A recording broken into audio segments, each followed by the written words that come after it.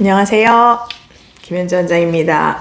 자, 오늘 1년 후 공복방 창업 예정이라면 무엇을 준비하고 있어야 할까요?에 대한 이야기를 해보려고 그러거든요.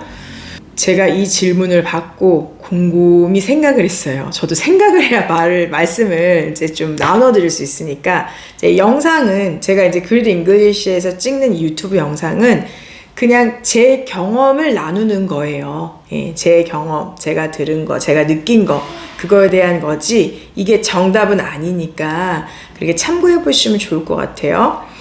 1년 후에 공부방을 예를 들어서 어디 이사를 가는데 거기서 공부방을 열 거다.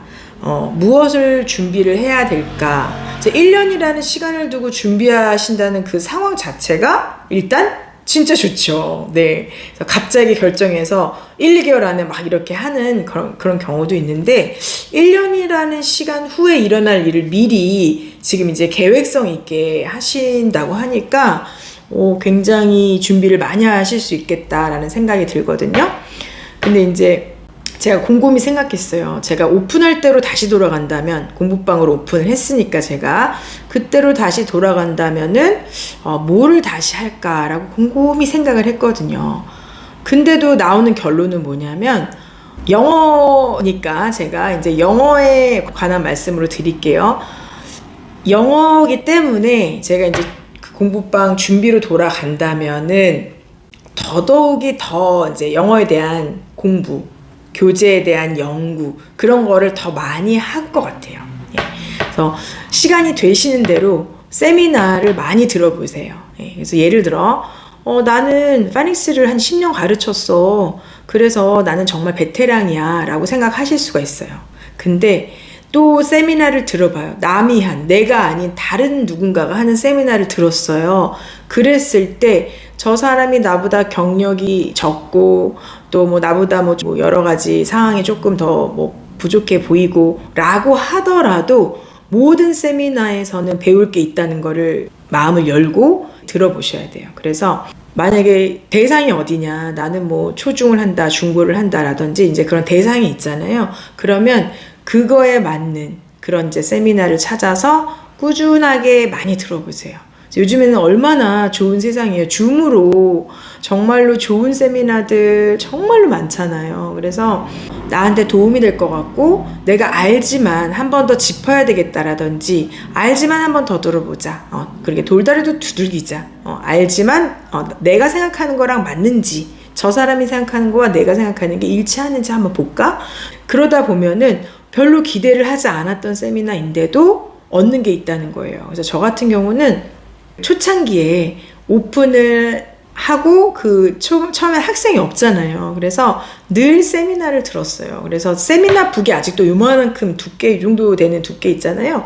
세미나 그 노트가 따로 있어요. 그래서 항상 메모를 하고 자료를 거기다 써놓고 뭐 이렇게 정보를 써놓고 해서 메모를 하면서 그 세미나를 들었더니 나중에 이게 하나의 책이 되더라고요. 그래서 세미나 북이, 저만의 세미나 북이 있어요. 그래서 선생님도 1년 공부방, 이제 내년 있잖아요. 내년 2024년 뭐 공부방 오픈 대장정 뭐 이런 식으로 재밌게 한번 제목을 붙이셔가지고 거기다 이제 관련된, 그리고 선생님께서 관심 있는, 들어보고 싶은 그런 세미나들을 틈틈이 신청하셔가지고 유료도 당연히 저도요, 돈 내고, 지금도 돈을 내고 여러 강의를 듣고 영어 공부도 계속하고, 그래서 그런 식으로 해서 세미나 같은 거를 1년 내내 1년 동안 꾸준하게 많이 들어보시라는 거.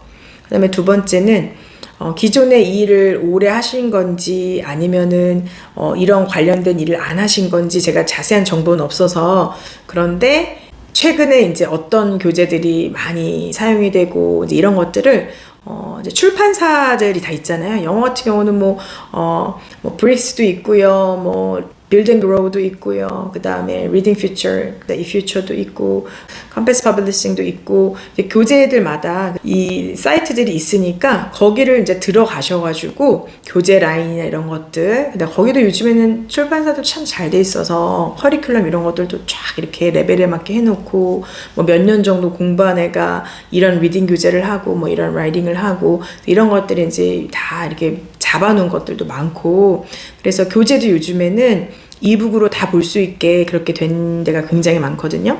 그런 거를 이제 꾸준히 이제 팔로우 해가지고 이제 많이 연구를 하시면 이 시간이 굉장히 좋게 쓰일 수 있다. 그래서 사실 운영에 관한 거 있잖아요. 공부방 운영이나 이런 거는 들어보긴 해야죠. 당연히 그러긴 해야 되는데, 제가 이렇게 제 생각에는 공부방 운영은 정말로 중요한 몇 가지를 딱 체크해 놓으시고 그 다음에는 선생님의 스타일대로 할 수밖에 없어요.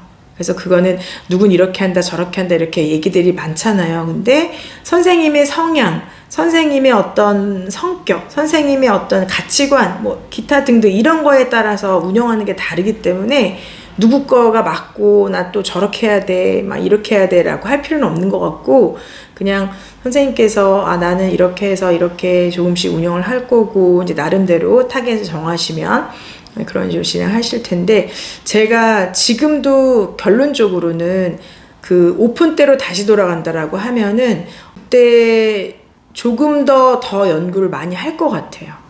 특히나 프랜차이즈다 라고 하면은 조금 얘기가 다르긴 해요. 왜냐면 이미 세팅되어 있는 거에 이제 제가 그 프로그램에서 사는 거고, 이미 매달마다 교재를 주문해서 오는 거고, 근데 그 교재를 가지고 어떻게 운영하고 하는 건 이제 선생님 몫이 되는 거죠. 파니스를 예를 들어서 뭐 4개월, 5개월 과정이라고 했는데 생각했던 만큼의 결과가 안 나와요.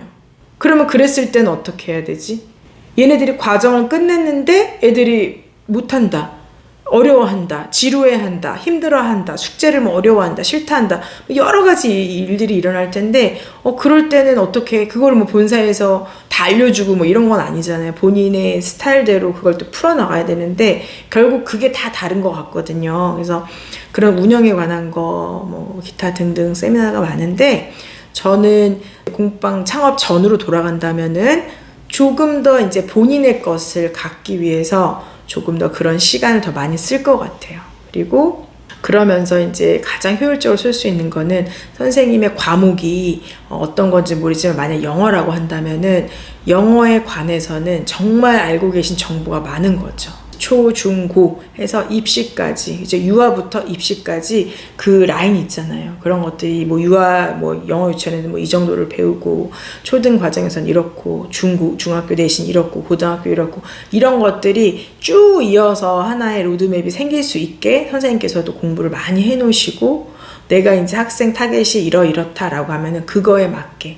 그리고 선생님 본인이 아시잖아요. 나는 이거는 괜찮은데 이게 좀 부족해. 나는 이걸 가르치는 걸 좋아하는데 이건 내가 너무 가르치기가 너무 싫어. 지루하고 싫어. 나도 싫어 이걸.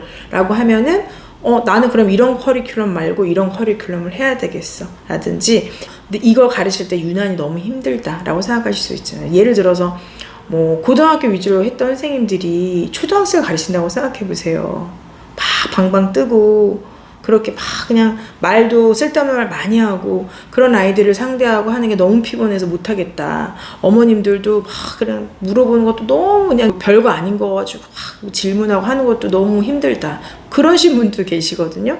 그러면은 그 대상이 안 맞으니까 고등에 관해서 집중적으로 이제 뭐 하셔서 고등 위주로 가실 선생님도 있고, 타겟 학생층에 따라서 이제 또 준비해야 되는 게 다른데, 결론적으로는 내가 내 색깔과 내 걸 가지려면은 본인이 공부하고 본인이 연구하고 그다음에 내가 좋아하는 방식, 이게 맞으니까 난 이 방식으로 가겠다, 뭐 이런 것들이 있잖아요. 그래서 그런 거를 이제 잡아가는 시간으로 삼으시면은 개인 커리큘럼으로 하던 프랜차이즈로 하던 잘 되실 수밖에 없어요. 그래서 그런 것들을 조금 고민하는 시간으로 가지면 좋지 않을까. 그래서 1년 내내 뭐 공부방 생각을 할 수는 없겠죠. 근데 아마 다른 일을 하고 계시면서 공부방을 오픈하실 건지 아니면은 기존에 뭐 강사를 하셨는데 공부방을 오픈할 건지 뭐 어떤 상황인지는 모르겠지만 1년이란 시간이 남았다면은 조금 더 깊이 있게 연구하고 세미나 듣고 또 홍보나 이런 것들 있잖아요.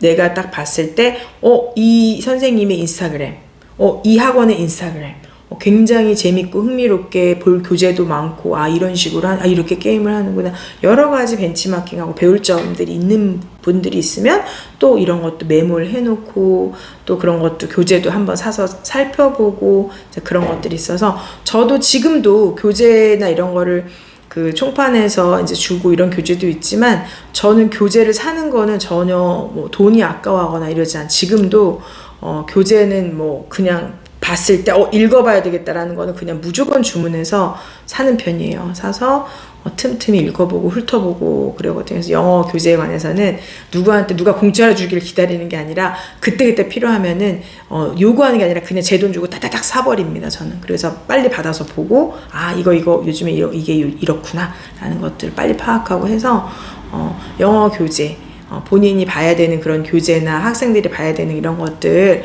구매해가지고 보는 거, 이런 것도 아까워하지 않고 투자하거든요. 그래서 1년이란 시간 동안 준비하시면 엄청나게, 그죠? 준비를 많이 하실 것 같아요. 근데 완벽해야 된다는 생각은 하지 않으시는 게 좋고, 어차피 완벽하게 머릿속에 세팅이 돼도 운영하면서 생각했던 거와 다르고 내가 기대했던 학생이 아니라 정말 예상하지 못했던 그런 학생들이 오고, 또 이제 이건 공부뿐만 아니라 여러 가지로 컨트롤하기 힘든 아이도 오고, 이제 이런 것들이 발생하니까 그때 잘 현명하게 대처하고 또 이겨내고 이제 이런 것들을 통해서 배우는 거기 때문에 모든 게 완벽하게 세팅을 해야지만 된다, 엄청나게 많이 준비되어야만 한다라는 혹시 그런 강박관념이나 이제 그런 것들이 있지 않기를 저는 바라고, 일단 시작을 해서 하다 보면은 점점 배워나가실 수 있는 그런 시간들이 1년, 2년 쌓일 거라고 봅니다. 제가 이제 그때로 돌아가면 어떨까 생각했는데, 제가 해드릴 수 있는 이야기는 저는 이제 개인 브랜드이기 때문에 그런 부분들을 제 생각에는 그렇다라고 이제 말씀드렸어요. 아무튼 참고를 잘 하셔가지고 잘 이제 오픈 준비하시기 바랄게요. 응원하겠습니다.